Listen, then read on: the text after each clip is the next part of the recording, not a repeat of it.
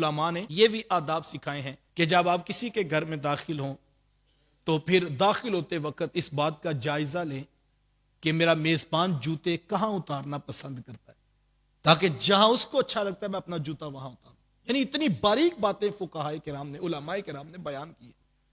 دیکھیں آپ نے جو ہے وہ شوز پہنے اور آپ ڈائریکٹ جو ہے وہ کارپیٹ پہ آ گئے تو میزبان کو تو یہ اچھا نہیں لگے گا، وہ خود جوتا اتار کے پھر رہا ہے اور آپ جو ہے وہ غور ہی نہیں کر رہے۔ کتنے مرتبہ ایسے ہوتا ہے کہ لوگ اس کو اچھا نہیں سمجھتے۔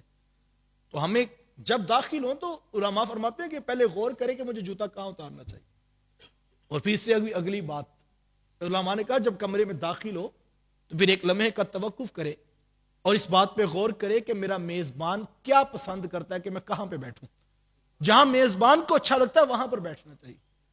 اور ایسے ہوتا ہے بعض اوقات، یہ کتنی باریک سی بات ہے، بعض اوقات ایسے ہوتا ہے کہ مہمان وہاں بیٹھ جاتا ہے جہاں سے بیٹیاں اور بہنیں گزر رہی ہوتی ہیں، اور میزبان یہ بیچارہ کہتے ہوئے شرمندگی محسوس کرتا ہے کہ بھائی آپ یہاں سے اٹھ کر یہاں پر آ جائیں، یہ میرے گھر کا پردہ ہے۔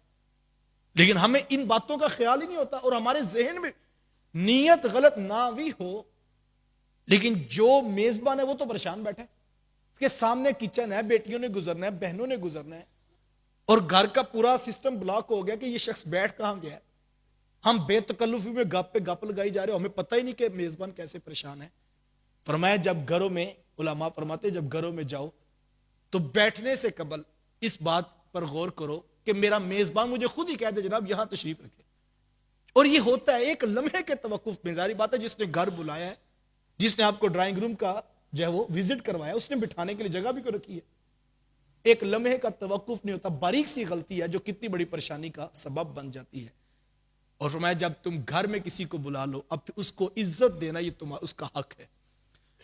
اللہ کے رسول صلی اللہ علیہ وسلم کے صحابی ہیں حضرت عدی بن حاتم رضی اللہ تعالیٰ عنہ، وہ فرماتے میں حضور علیہ السلام کی خدمت میں حاضر ہوا، آقا کریم علیہ السلام کے پاس بیٹھا، جب حضور اٹھنے لگے تو حضور نے میرا ہاتھ پکڑا اور مجھے لے کر اپنے کاشانہ اقدس میں آ گئے۔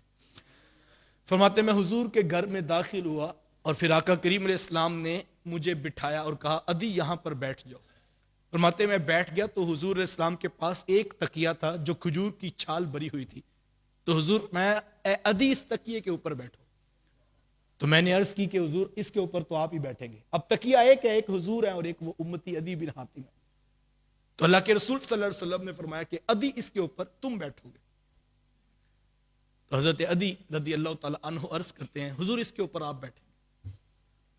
حضور میں عدی اس کے اوپر تم نہیں بیٹھنا ہے، عرض کی حضور اس کے اوپر آپ بیٹھ جائیں۔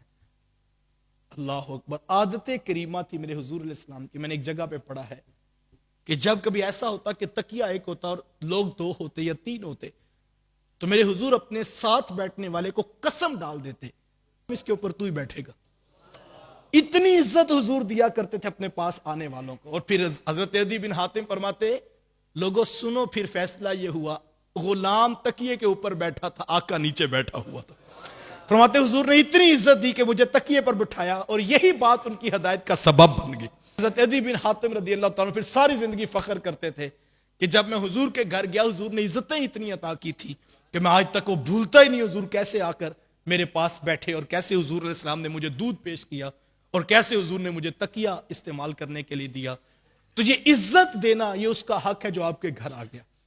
اللہ اکبر۔ پھر حضرت لقمان حکیم علیہ رحمہ کا یہاں کتنا خوبصورت قول ہے، آپ فرماتے جب تم کسی کے گھر میں داخل ہو تو اندھے بن کے داخل ہو، یعنی تمہاری نظر کھڑکیوں دروازوں کے اوپر نہیں جانی چاہیے، تم اندھے بن کے بیٹھو۔ جس نے تمہیں اپنے گھر کی چار دیواری میں بلا لیا اس کی بہنوں اور بیٹیوں کی عافیت اور ان کی حیا اور ان کی پاکیزگی کا خیال اب تم نے رکھنا ہے۔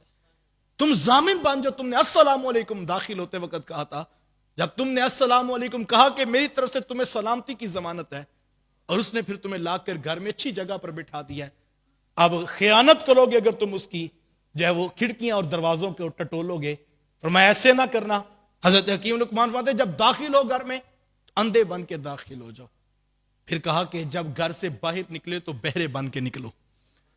بہرے بننے کا کیا مطلب ہے کہ اس نے تمہیں گھر بٹھایا ہے، اس نے گھر میں بلایا ہے، اس نے کوئی راز کی باتیں کی ہیں، تمہیں کوئی اپنا دکھڑا سنایا ہے، کوئی اپنے خاندان کا دکھڑا سنایا ہے، اب تم بہرے بن کے نکلو، کوئی بات کسی اور کو نہ سنانا۔ کہ گویا تم نے آج تک سنی نہیں ہے. کہا جاؤ تو اندھے بن کے جاؤ, باہر نکلو تو پھر بہرے بن کے نکلو. یہ آداب ہیں کسی نے اگر آپ کو گھر میں بلا لیا.